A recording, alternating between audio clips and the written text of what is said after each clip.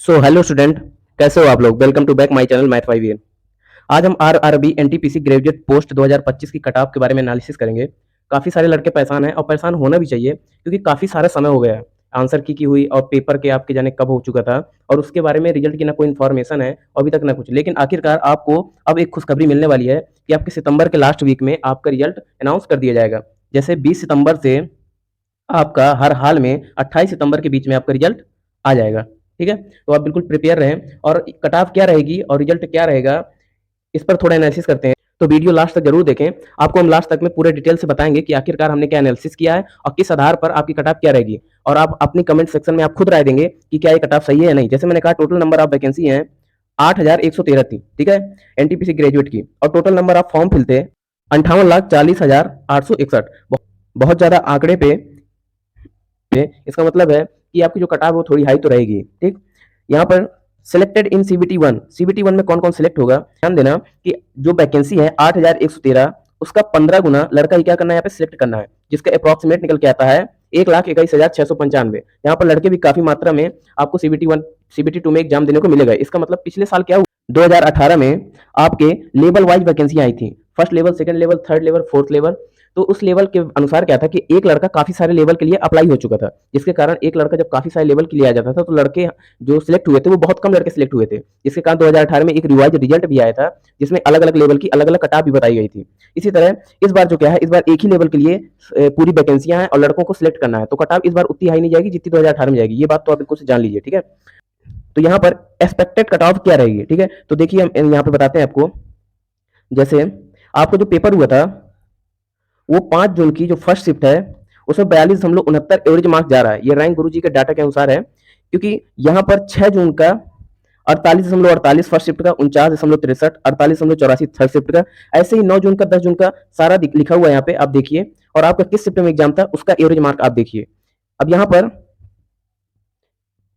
पर 17 जून का second shift का 49.81 फर्स्ट शिफ्ट का भी है, और थर्ड शिफ्ट का 48.69, और 18 जून का, 19 जून का, 20 जून का, 21 जून का। ठीक है, ऐसे यहाँ पे अभी एवरेज मार्क्स हैं, आप अपने अपने चेक करिए, उसके बाद हम आपको बताते हैं।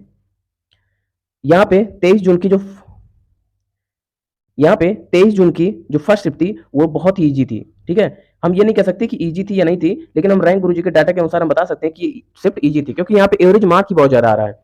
52.51 नंबर एवरेज मार्क्स यहाँ पे आ रहा है। तो यहाँ पे जो नॉर्मलाइजेशन की संभावना है वो बिल्कुल ना के बराबर है अगर देखा जाए, क्योंकि यहाँ पे एवरेज मार्क ही बहुत ज्यादा आ रहा है। हर जगह 50, 48, 46, 42 आ रहा है, और यहाँ पे सबसे हाईएस्ट है। तो ये रेड जोन पे तो रहेगा ही। यहाँ पे जो कटाव है वो बहुत ही ज्यादा हाई जाने वाली है, इतना तो पता है। ठीक है, तो अगर आप इस जोन पे हैं तो आप तो बस यही है कि राम राम जपिए। ठीक है, जैसा भी आपका होगा तो देखा जाएगा।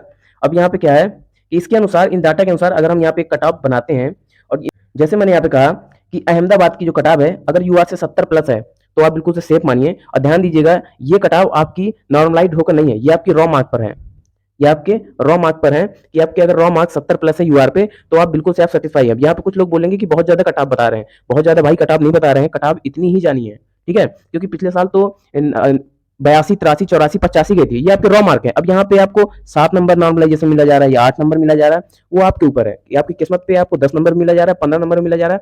कटाव आपकी 80 गई, आपके 85 नंबर हो गए, तो वो तो आपकी किस्मत के अनुसार है कि आपको क्या मिलने वाला है और आरआरबी आपको क्या नंबर दे रही है। ठीक है, ओबीसी में 67 प्लस, एससी में 60 प्लस, अजमेर में 73, बेंगलुरु में 65, भुवनेश्वर में 64, बिलासपुर में 73, ये एसटी एससी के ओबीसी के लिए है।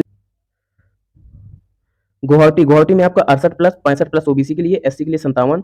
जम्मू, कोलकाता इस बार 75 और सिलीगुड़ी 75 प्लस रहेगा। इसलिए यहाँ पे जो सिलेक्टेड लड़के हैं वो 120 कहीं पे लिए जा रहे हैं टोटल, कहीं पे 200 लिए जा रहे हैं। ठीक है, इस तरह लिए जा रहे हैं। और यहाँ पे जो टोटल सीट की जो फाइट है वो भी बहुत ज्यादा हाई है, कहीं पे 180 पर सीट है, कहीं पर 200 पर सीट है। ठीक है, तो जहां पर जितनी ज्यादा लड़कों पर सीट आएगी, जैसे 200 लड़कों पर एक सीट, वहां पर उतनी ज्यादा कट ऑफ हाई जाने वाली है। जहां कहीं कहीं पे तो 300 प्लस, कहीं कहीं पे तो 400 लड़कों में से एक सीट आ रही है। ठीक है, इस तरह तिरुवनंतपुरम में आपका 72 प्लस, 68 प्लस ओबीसी का, सिकंदराबाद का आपका 74 प्लस, 70 प्लस ओबीसी का, 66 प्लस एससी का, पटना का आपका 72 इस बार रहने वाला है, 68 प्लस और 65 प्लस, ये रॉ मार्क है आपके एसटी एससी के। ठीक, अब यहाँ पे आपको एक बड़ा बड़ा आंकड़ा बता दें अभी रिजल्ट आने के पहले कि जो भी यूआर में 70 प्लस है ठीक है?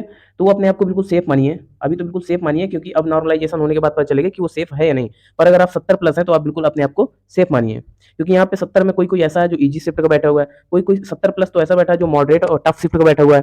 अगर टफ शिफ्ट वाला 70 प्लस लिए बैठा है तो उसको तो भाई बिल्कुल तैयारी कर देनी चाहिए सीबीटी 2 की, ठीक है? और ओबीसी में क्या है, ओबीसी में अगर आपके 65 प्लस नंबर आ रहे हैं तो आप भी अपने आप को बिल्कुल सेफ मानिए।